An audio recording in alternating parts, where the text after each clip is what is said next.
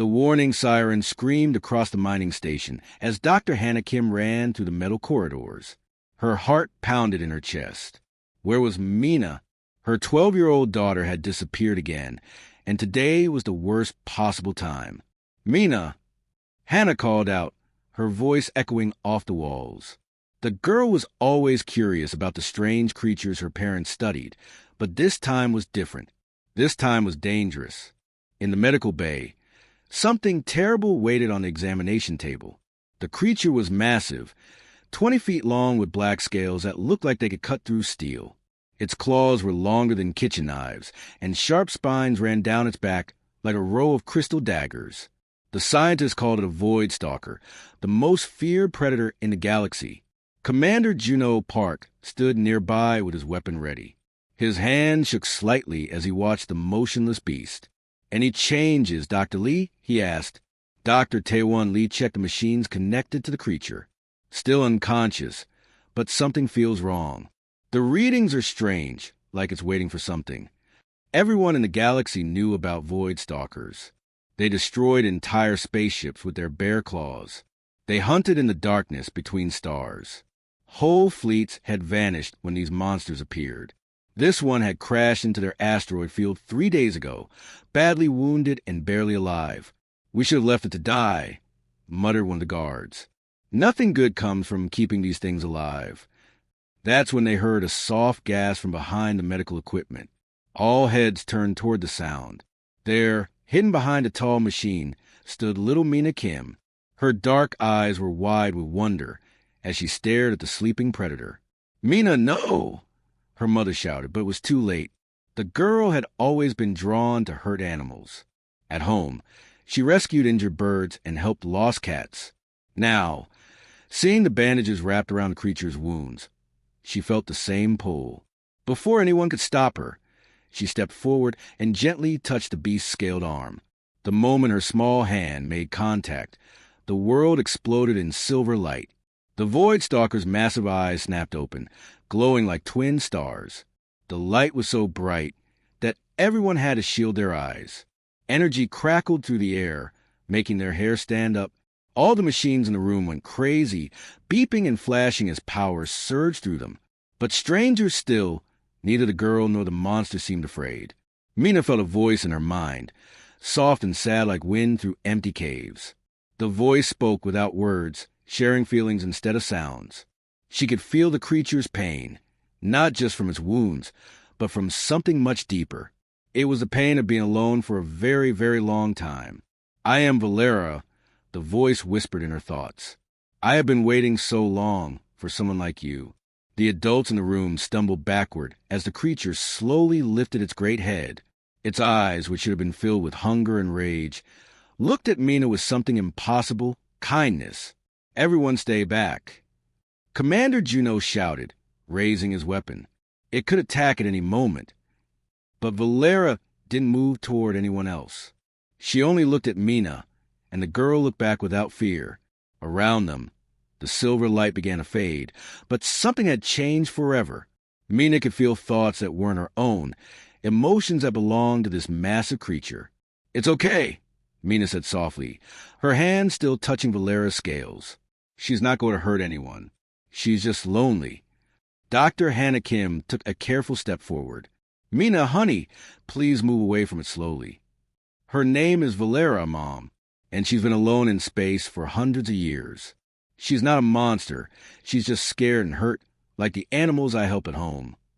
Through their new connection, Mina began to see flashes of memory that weren't her own. She saw Valera flying through star fields, searching for something she had lost long ago. She felt the creature's confusion and pain as she attacked ships, driven by an emptiness she couldn't understand. The other scientists watched in amazement as the girl and the predator continued to stare at each other. All their instruments showed impossible readings. The creature's brain activity had changed completely, and Mina's had spiked to levels they'd never seen in a human. "This is unprecedented," Dr. Taewon whispered. "The neural patterns are synchronizing. They're actually connecting on a mental level." Commander Juno kept his weapon trained on Valera, but the creature paid him no attention. Her focus remained entirely on the small human girl who had somehow reached across millions of years of evolution to touch her mind. "I can hear her thoughts," Mina said, wonder filling her voice. "She's trying to tell me something important about her people and why they became so angry and alone." As if responding to Mina's words, Valera made a low sound, not a growl, but something almost like a purr. The silver light flickered around them once more, and suddenly Mina understood. This wasn't the first time humans and Valera's people had connected. Long ago, they had been partners, working together to protect the galaxy from something terrible. But that partnership had been broken, and the breaking had driven creatures like Valera mad with loneliness. Now, after all these centuries, the connection had been restored. In a small medical bay on a forgotten mining station, a little girl and the galaxy's most feared predator had found each other. Neither would ever be alone again. 3 weeks had passed since the bonding, and the mining station felt like a completely different place. Dr. Hannah Kim stood behind thick glass, watching her daughter sit peacefully next to the massive creature that had once terrified everyone on the station. Mina was reading her school books out loud to Valera, just like she used to read to their old cat back on Earth. The giant predator listened carefully, her glowing eyes following the words on each page. Sometimes she would make soft, rumbling sounds, almost like she was asking questions. "The brain scans are still showing impossible results," Dr. Taewon Lee told the group of scientists gathered in the observation room. "Mina's mental activity has grown stronger every day. Her reflexes are now 3 times faster than a normal human's." Admiral Salmon Choi had traveled from the Federation's main worlds to see this miracle for herself. She was a serious woman who had spent her life studying alien species, but she had never seen anything like this bond between girl and monster. "What about the creature?" Admiral Salmon asked. "Completely peaceful around Mina," Commander Juno replied, though he still didn't trust the situation. "But if anyone else tries to get close, she becomes aggressive immediately. We had to rebuild the entire medical wing just to keep everyone safe." Through the window, they watched as Mina suddenly stopped reading and turned her head toward the corridor behind them. Her eyes went wide with alarm. "Something's wrong," she said, pressing her hand against Valera's scales. "There's going to be an accident in the lower levels." The adults looked at each other with confusion. Their sensors showed nothing unusual. But 3 seconds later, emergency alarms began blaring throughout the station.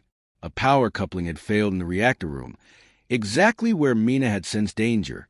How did she know that? Admiral Salmon whispered. Inside the chamber, Valera's great head lifted as she spoke into Mina's mind. "Asterisk, we share senses now, little star. Your awareness reaches where mine does.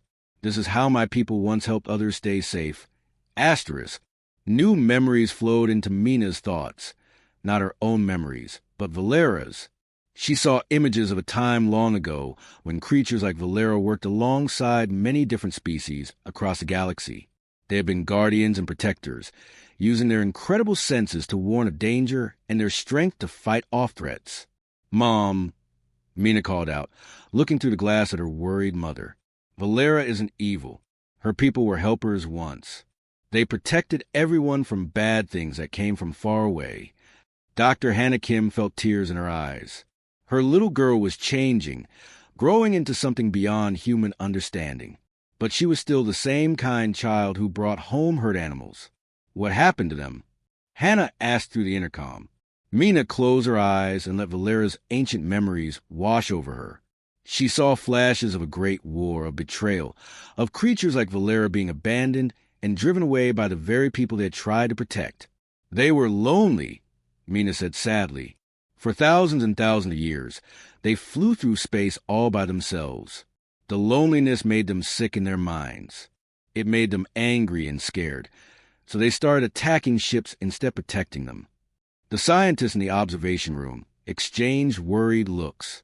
If this was true, it meant everything they knew about Void Stalkers was wrong. They weren't natural killers. They were broken guardians, driven mad by isolation. Over the following days, more changes became obvious. Mina could sense things happening throughout the entire station. When a worker injured his hand in the mining tunnels, she felt his pain. when a supply ship approached from space. She knew it was coming hours before the sensors detected it. But the most amazing change was in her physical abilities. During her daily exercise time, Mina could now run faster than any adult. She could jump higher than seemed possible. When Commander Juno tested her reflexes, she could catch a ball thrown at her from behind without even looking. It's like she's becoming something more than human, Dr. Taewon observed. And the creature is becoming something more than a monster, added Admiral Salmon. Valera had started showing behaviors that surprised everyone. She would carefully move debris that had fallen in her chamber, making sure not to damage any of the scientific equipment. She seemed to understand that the humans were trying to help her wounded body heal. Most remarkably, she had begun trying to communicate with the other scientists through simple gestures and sounds. When Dr. Taewon approached the chamber boundary, Valera would tilt her head in a way that seemed almost polite, as if asking permission to come closer. She's remembering how to be civilized.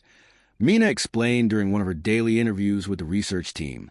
The bond with me is helping her remember what her people used to be like. But not everyone was happy about these developments. Some of the station workers were scared of the changes they saw in Mina.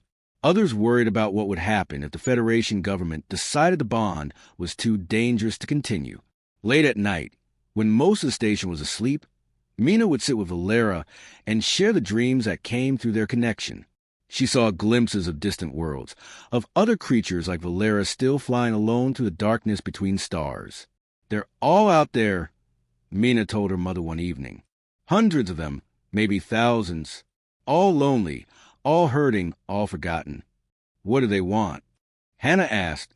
Mina looked at her with eyes that seemed older than her 12 years. The same thing everyone wants, Mom. They want to come home. The bond between girl and guardian continued to grow stronger each day, but neither of them knew that powerful forces were already moving to tear them apart. The peaceful mining station had become a fortress overnight. Huge military ships blocked out the stars as they surrounded Kepler, for 42B like metal vultures. General Hyunwoo Nam's battle fleet had arrived without warning, turning the small research facility into a prison. Dr. Hannah Kim watched from her quarters as soldiers marched through corridors that had once been filled with scientists and miners. Every entrance to the station now had armed guards. Every door required special permission to open. Her daughter and Valera were trapped in the medical bay, surrounded by weapons and fear. This is for everyone's safety, General Hyunwoo announced to the gathered station personnel. His uniform was covered with medals from battles across the galaxy. His eyes were cold and hard like pieces of metal. That creature has destroyed entire fleets. We cannot allow a child to control such a dangerous weapon. Mina isn't controlling anything, Dr. Hannah said, her voice shaking with anger. They're friends. They help each other. General Hyunwoo turned his cold stare toward her. Your daughter is 12 years old. She has formed a mental link with something that can tear apart starships with its bare hands. Do you understand how dangerous that is? In the medical bay, Mina felt the walls closing in around them. The soldiers had installed new machines, neural dampeners that created invisible barriers between her and Valera. The warm feeling of their connection began to fade, like a candle being slowly blown out. What are they doing to us? Mina asked, pressing her hands against the glass that now separated her from her bonded partner. Valera's massive form began to shake as the artificial separation grew stronger. Her scales, which had been peaceful silver for weeks, started changing to angry red. The temperature in the room dropped as her body reacted to the forced loneliness. Cannot reach you. Valera's voice in Mina's mind became weak and full of pain. The emptiness, it comes back just like before. Stop. Mina cried out to the soldiers working on their machines. You're hurting her. You're hurting both of us. But the soldiers didn't listen. They had their orders. The neural dampeners grew stronger, pushing the bonded pair further apart with invisible walls of energy. Mina collapsed to the floor as waves of pain shot through her head. Blood began trickling from her nose as her body fought against the artificial separation. All the enhanced senses she had gained over the past weeks started failing. The world became dim and confused without Valera's awareness to guide her. On the other side of the barrier, Valera's distress grew into something terrible. Her protective instincts, which had been calm and controlled with Mina nearby, exploded into raw fury. She threw herself against the containment walls with enough force to shake the entire station. The lights flickered as electromagnetic pulses burst from Valera's body. Every computer in the medical bay started showing error messages. The creature's pain had become so intense that it was affecting all the electronic equipment around her. "Sir!" Lieutenant Yunji called out from the command center, her voice filled with panic. "We're getting massive energy readings from deep space. Multiple contacts approaching fast." General Hyunwoo looked at the tactical display with growing alarm. Dozens of signals were moving toward their position at incredible speed. The computer identified them as Void Stalkers, more Valera species than had been seen together in recorded history. "They're responding to her distress calls," Dr. Taewon Lee said, monitoring the electromagnetic bursts from the medical bay. "Her pain is like a beacon calling others of her kind." In her weakened state, Mina could still feel echoes of what Valera was experiencing. Through their fading bond, she sensed other minds in the darkness of space, ancient, powerful, and filled with rage at hearing one of their own in agony. "They're coming," Mina whispered, her voice weak but certain. "All of them. They've been alone for so long, and now they hear her calling for help." The first Void Stalker ship appeared on the edge of the system, like a shadow given form. Then another, then 10 more. Within an hour, General Heinwood's fleet was surrounded by creatures that had haunted the galaxy's nightmares for centuries. "Open fire," the general commanded, but his weapons had little effect. The Void Stalkers moved through space like living lightning, too fast and too clever to be caught by ordinary military tactics. But they weren't attacking yet. They circled the station like enormous predators, deciding whether their prey was worth the hunt. Through the fading bond, Mina could feel their confusion.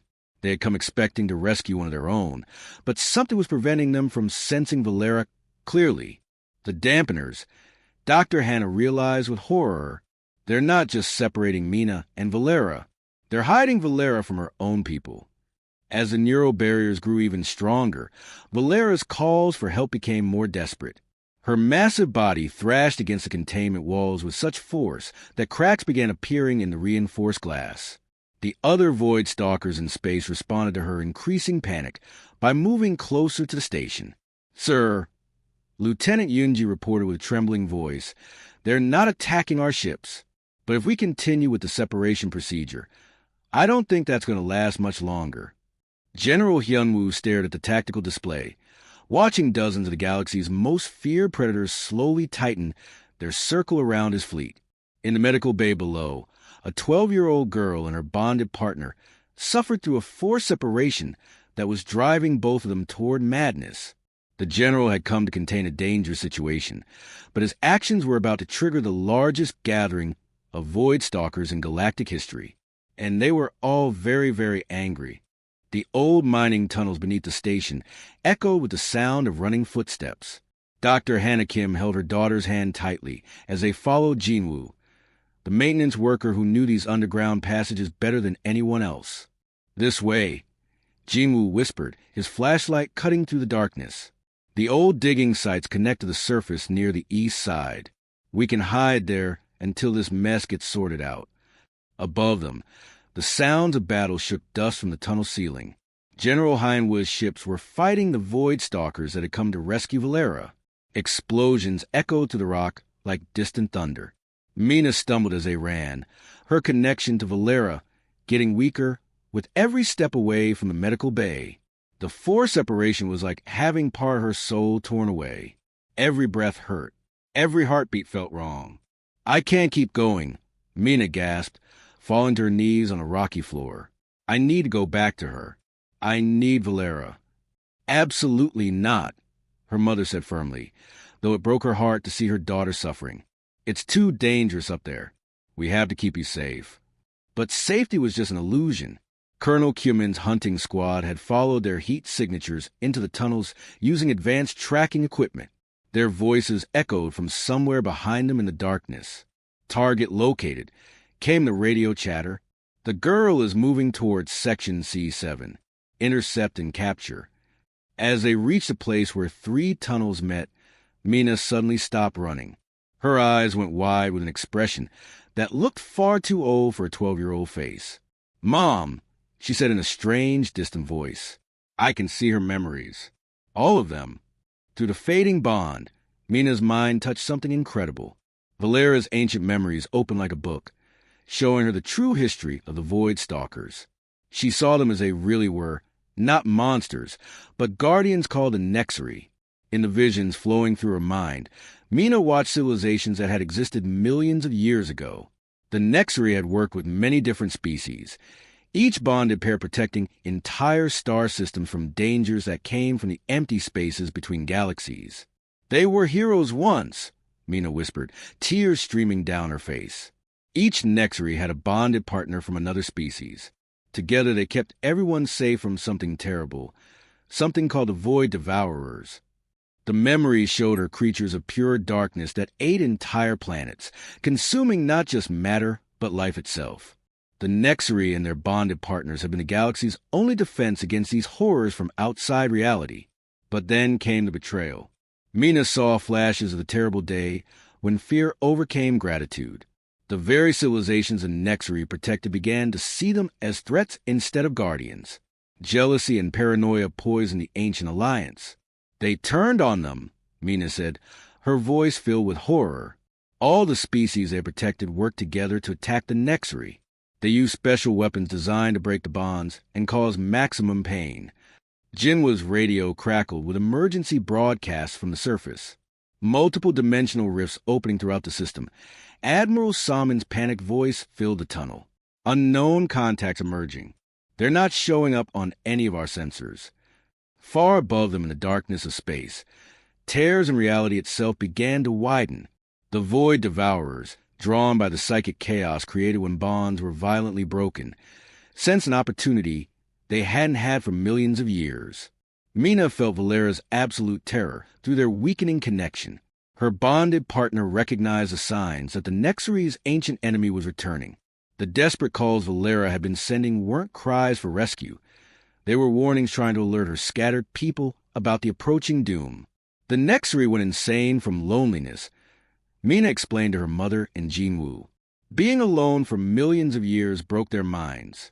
They forgot they were protectors and became the monsters everyone feared. But they never forgot their real enemy. The hunting squad's footsteps were getting closer.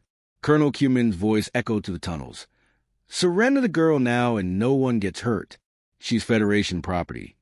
"I have to get back to Valera," Mina said with new determination. She's not calling for help. She's trying to warn everyone that the real enemy is coming back. Through the rock above them, they could hear new sounds, not the familiar explosions of ship weapons, but something worse. It was the sound of hull metal being dissolved, of energy being drained away, of reality itself being consumed. The Void Devourers had found the battle above and were feeding on the chaos. Ships from both sides were disappearing without a trace, their energy and matter absorbed by creatures that existed outside normal space and time.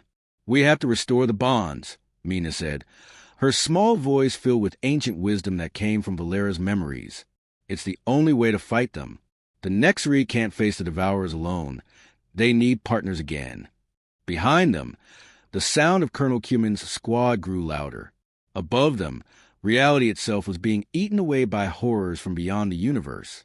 And somewhere in the medical bay, Valera fought against the containment, trying desperately to warn a galaxy that had forgotten why it needed guardians in the first place.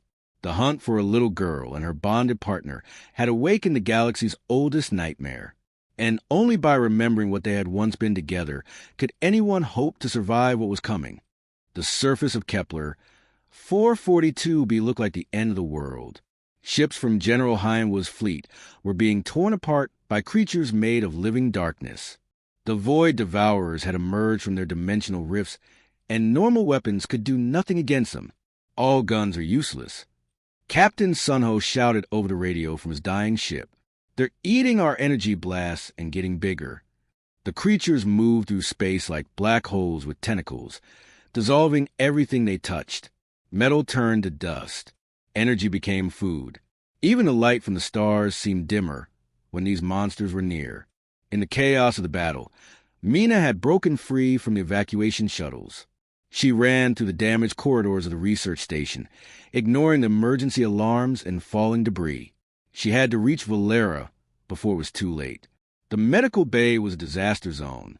Sparks flew from broken machines. The containment walls had cracks running through them like spider webs. Valera lay trapped behind flickering energy barriers, her massive body shaking with pain and fear. The dampeners, Mina gasped, rushing to control panel. I have to shut them off. Mina, don't. Dr. Hannah Kim arrived just as her daughter's fingers found the shutdown controls. It could be dangerous. More dangerous than letting everyone die? Mina replied, her small hands working on the panel, as Valera's knowledge flowed through their weak connection. This is what we were supposed to do, Mom. This is why the bond exists. The neural dampeners shut down with a sound like breaking glass. Immediately, the silver light of their connection blazed a life stronger than ever before. But this time, Mina's awareness didn't stop at the walls of the station. It expanded outward, reaching through space to touch the minds of other Nexari fighting desperately in the darkness above. My sisters, my brothers, Valera's mental voice carried Mina's warmth and compassion across the void. Asterisk, remember what we were. Remember what we can be again. Asterisk. One by one, the other Nexari felt the call. For the first time in millions of years, they experienced something they had forgotten. The healing touch of a bonded partner's mind. The madness that had consumed them for so long began to fade like morning mist. General, Lieutenant Yunji called out in amazement from the command bridge. The hostile Nexari have stopped attacking our ships. They're protecting us from those dark things. The real miracle began when other people on the station, seeing what Mina had done, started reaching out to the wounded Nexari that had crashed nearby. Dr. Taewon Lee was the first, placing his trembling hand on the injured flank of Nexari that lay dying in the wreckage of the East Wing. Silver light flared around them as a new bond formed. Suddenly, two minds shared the same goal, to protect the innocent people caught in this terrible battle. The Nexari's wounds began healing faster, while Dr. Taewon found himself able to sense injuries throughout the station that needed immediate attention. Admiral Salmon, watching this transformation from her command ship, made the most important decision of her career. Open channels to all ships, she ordered. Any crew member willing to try bonding with a Nexari is authorized to do so. We're going to need all the Guardians we can get to fight these things. What followed changed the course of galactic history. Human intuition merged with Nexari power in ways that made both stronger. Engineers bonded with Nexari could sense structural problems before they became critical. Medical officers bonded with Nexari could heal injuries that would have been fatal. Pilots bonded with Nexari could fly through the chaos of battle with impossible precision. The Void Devourers, creatures of pure emptiness and hunger, found themselves facing an enemy they couldn't understand. Where they expected to find isolation and fear, they encountered connection and courage. Where they tried to consume, they found beings who grew stronger by working together. The tide of battle turned as dozens of new Guardian pairs took to space. Mina, still connected to all of them through Valera, helped coordinate their efforts like a conductor leading an orchestra. The Devourers began retreating back toward their dimensional rifts as the combined power of bonded pairs drove them away. When the last Devourer fell back into its home dimension and the rifts sealed themselves, an exhausted silence fell over the battlefield. The research station on Kepler, 442b, had become something new, the first Guardian Academy in millions of years. Years passed. The small mining station grew into a beautiful campus where humans and Nexari learned to work together. Mina, now recognized as a Prime Guardian, helped train new bonded pairs who would protect the galaxy from threats both within and beyond the stars. On quiet evenings, she would walk through the academy halls with Valera, both older now but still connected by the silver light of their bond. They watched new Guardian pairs taking their first flights together, heading out to patrol the vast spaces between worlds.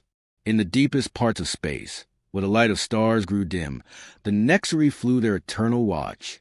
They were no longer alone. They were no longer feared. They were Guardians once again, and the galaxy was finally safe in the hands of those who understood that connection was stronger than any weapon, and trust was the most powerful force in the universe. The girl who had reached out to touch a monster had helped heal a wound millions of years old, and in doing so, she had given the galaxy its greatest gift, the knowledge that friendship could overcome any darkness.